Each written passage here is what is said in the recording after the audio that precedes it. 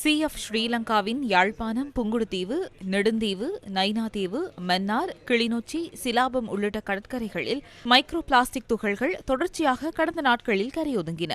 இந்தியாவின் கேரளா, தனுஷ்கோடி தெற்கு கடற்கரை பகுதிகளிலும் கப்பலில் இருந்த மைக்ரோ பிளாஸ்டிக் துகள்கள் உள்ளிட்ட கழிவுப் பொருட்கள் கரையொதுங்கி வருவதாக இந்திய ஊடகங்கள் அறிக்கையிட்டிருந்தன. இதனிடையே யாழ், நெடுந்தீவு, குயின் டவர் கடற்கரையில் கரையொதுங்கிய மைக்ரோ பிளாஸ்டிக் துகள்கள் உள்ளிட்ட கழிவுப் பொருட்கள் இன்று சுத்தம் செய்யப்பட்டன.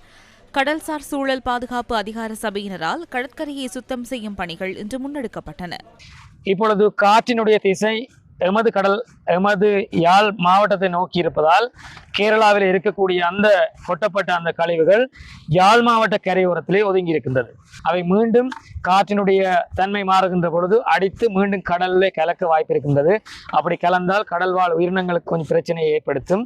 யாழ் மாவட்டத்திலே மண்டதீவு தொடக்கம் நெடுந்தீவு வரையான கடற்கரையோரம் பாதிக்கப்பட்டிருக்கின்றது. அதிலேயும் குறிப்பாக தீபகங்கள் தான் பாதிப்புக்குள்ளாயிருக்கின்றது.